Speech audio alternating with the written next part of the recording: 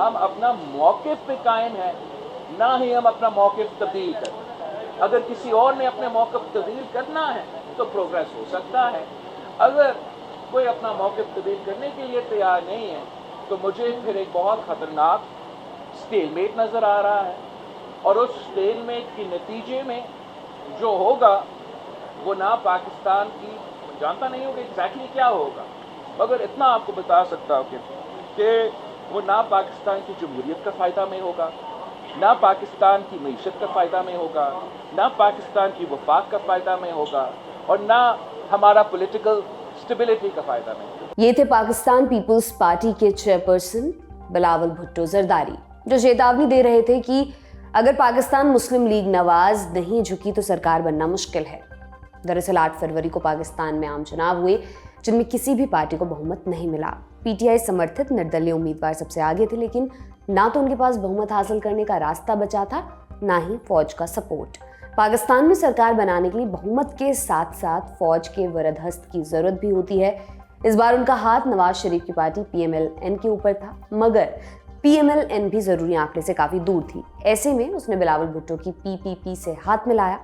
बिलावल ने समर्थन करने का वादा तो किया, मगर सरकार में शामिल होने से मना कर दिया। बोले हम कैबिनेट में नहीं बैठेंगे।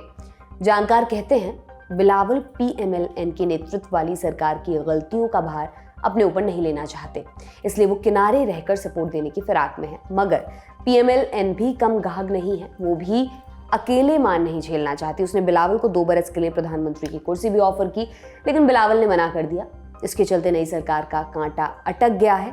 अगर ऐसे ही चलता रहा तो आशंका है कि फौज कमान अपने हाथों में ले सकती है, यानी एक दफा फिर फौज डायरेक्ट सरकार चला सकती है।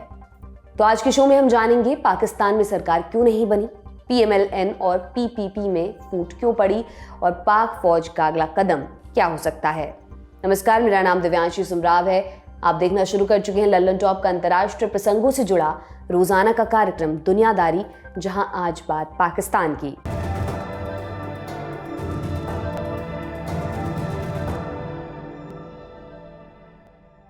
पाकिस्तान में आम चुनाव, फौज के दखल और राजनीतिक अस्थिरता की कहानी हम दुनियादारी में विस्तार से आपको सुना चुके हैं। लिंक डिस्क्रिप्शन बॉक्स में मिल जाएगा। आज आगे की कहानी सुनाएंगे। पहले ब्रीफ में रिकैप कर लेते हैं। 8 फरवरी 2024 को पाकिस्तान में आम चुनाव हुए। संसद के निचले सदन नेशनल असेंबली और 4 राज्यों की विधानसभा के लिए। विधानसभा में बहुमत दल का नेता मुख्यमंत्री बनता है, जबकि नेशनल असेंबली में बहुमत दल का नेता प्रधानमंत्री। हमारा फोकस रहेगा प्रधानमंत्री पर। नेशनल असेंबली की 266 सीटों पर चुनाव होने थे, 1 सीट पर चुनाव टल गया। इस तरह 265 सीटों पर वोटिंग हुई। काफी धांधली और फर्जीवाड़े के बाद रिजल्ट आया। किसको कितनी सीटें मिली? पीटीआई समर्थित निर्दलीय उम्मीदवार 92, Pakistan Muslim League Nawaz 75, Pakistan Peoples Party 54, Muttahida Qaumi Movement Pakistan 17। PTI के उम्मीदवार स्वतंत्र होकर लड़े थे। पार्टी का इलेक्शन सिंबल छिन चुका था। उन्होंने पीएमएल-एन और पीपीपी के साथ गठबंधन से इनकार कर दिया। ऐसे में उनकी सरकार बनने की गुंजाइश खत्म हो गई। दूसरे नंबर पर थी पीएमएल-एन, उसके पास थी 75 सीटें। कुछ निर्दलीय उम्मीदवारों को तोड़कर आंकड़ा सीए पार गया था। उसने पीपीपी और एमक्यूएम-पी के साथ गठबंधन की कोशिश शुरू की। 13 फरवरी की देर रात पीएमएल-एन, पीपीपी और एमक्यूएम-पी ने साझा प्रेस कॉन्फ्रेंस में गठबंधन का ऐलान कर दिया। सुनिए। आज हमने तय किया है कि हम आपस में मिल बैठ के हुकूमत बनाएंगे। इंशाअल्लाह पाकिस्तान को मुश्किलों से निकालेंगे, और अल्लाह ने चाहा तो हर वो मुश्किल जो हमें पाकिस्तान में पेश आ रही है, चाहे इकनॉमिकल हो, चाहे टेररिज्म हो या रिकन्सिलिएशन हो, रिकन्सिलिएशन भी करनी है। और रिकन्सिलिएशन में पीटीआई भी शामिल है। ये कोई ज़रूरी नहीं कि हमेशा के लिए इलेक्शन में होता है, मुखालफत होती है, तो इलेक्शनरी मुखालफतें थी, कोई आइडियोलॉजिकल मुखालफतें हमारी नहीं है। हम बैठ सकते हैं, मिल सकते हैं, चला सकते हैं और मुल्क संभाल सकते हैं। उसी रोज ये भी तय हुआ कि गठबंधन का फॉर्मूला तय करने के लिए कमेटी बनाई जाएगी। उसमें मिनिस्ट्री और दूसरे अहम पदों का बंटवारा होगा। कहा गया अगले 2-3 दिनों में फाइनल प्लान आ जाएगा। इस बात को हो चुके हैं 7 दिन। फाइनल प्लान दूर दूर तक दिखाई नहीं दे रहा है। तो कहां फंस रहा है मामला? 17 फरवरी तक मीटिंग्स की बातें बंद दरवाजे तक महदूद थी। फिर 18 फरवरी को बिलावल भुट्टो ने सिंध में एक रैली में हिस्सा लिया। वहां उन्होंने पावर शेयरिंग फॉर्मूला का खुलासा कर दिया। बोले कि मुझे 2 बरस के लिए प्रधानमंत्री की कुर्सी ऑफर की गई थी, लेकिन मैंने मना कर दिया। मुझे कहा गया है कि पहले 3 साल हमें दे दे, आखिरी 2 साल आप वजीर आजम बने। नहीं नहीं नहीं नहीं नहीं, मैंने तो कहा है और मैं अब आपको बता रहा हूं, मैंने इस बात को मना किया है। मैं इस तरीके से वजीर आजम नहीं बनना चाह रहा हूं। अगर मैं वजीर आजम बनूंगा तो ठट्टों के अवाम, पाकिस्तान के अवाम मुझे मुंतखब करके बनाएंगे। हालांकि बिलावल ने राष्ट्रपति पद के लिए अपने पिता आसिफ अली जरदारी का नाम जरूर आगे किया। पूरे पाकिस्तान में ये आग फैल रहा है, इसको बुझाने के लिए हमने फैसला किया है कि आसिफ अली जरदारी साहब को सदर की जो इलेक्शंस आ रहे हैं उसमें हमारा उम्मीदवार सदर जरदारी होगा और इंशाअल्लाह ताला जब सदर जरदारी अपना ओहदा संभालता है तो वो इस आग को बुझा देगा, वो वफाक को बुझा देगा, वफाक को बचा देगा और आप सबका, चारों सूबों का ख्याल रखेगा। बिलावल ने सारी बातें पीएमएलएन की इजाजत और सहमति के बिना पब्लिक में कही थी। जानकारों ने आकलन लगाए दोनों पार्टियों के बीच फूट पड़ गई है, अब गठबंधन का स्कोप नहीं बचा। उसी रोज पीएमएलएन ने सफाई दी, कहा अभी कुछ भी फाइनल नहीं हुआ है, बातचीत चल रही है। बिलावल भुट्टो ने जो फॉर्मूला जाहिर किया उससे इतर कई और फॉर्मूलों पर चर्चा जारी है। 19 फरवरी को दोनों पार्टियों के बीच मीटिंग फिर से शुरू हुई, मगर वहां कोई बात नहीं बनी। आज यानी 20 फरवरी को नए सिरे से मुलाकातों का दौर जारी है, लेकिन उससे पहले बिलावल के बयान ने सबको हैरान कर दिया। बिलावल ने सुप्रीम कोर्ट के अहाते में कहा कि सरकार बनने की उम्मीद घटती जा रही है। हम अपना मौक़िफ़ पे कायम है, ना ही हम अपना मौक़िफ़ तब्दील करें। अगर किसी और ने अपने मौक़िफ़ तब्दील करना है तो प्रोग्रेस हो सकता है। अगर कोई अपना मौक़िफ़ तब्दील करने के लिए तैयार नहीं है तो मुझे फिर एक बहुत ख़तरनाक स्टेलमेट नज़र आ रहा है और उस स्टेलमेट के नतीजे में जो होगा वो ना पाकिस्तान की, जानता नहीं हूँ कि एग्जैक्टली क्या होगा, मगर इतना आपको बता सकता हूँ कि वो ना पाकिस्तान की जमहूरियत का फ़ायदा में होगा, ना पाकिस्तान की मईशत का फ़ायदा में होगा, ना पाकिस्तान की वफाक का फ़ायदा में होगा और ना हमारा पॉलिटिकल स्टेबिलिटी का फ़ायदा में होगा। ये कहानियां तो पब्लिक डोमेन में आ चुकी हैं, अंदर खाने क्या चल रहा है इस पर भी बात कर लेते हैं। पाकिस्तान के वरिष्ठ पत्रकार नजम सेठी ने दावा किया कि पीपीपी ने गठबंधन के लिए 28 शर्तों की लिस्ट दी थी जिसे नवाज शरीफ ने ठुकरा दिया है। खबर है पीपीपी ने नेशनल असेंबली के स्पीकर, सेनेट चेयरमैन और राष्ट्रपति की कुर्सी मांगी थी। इसके अलावा वे पंजाब कैबिनेट में भी हिस्सेदारी चाहते हैं।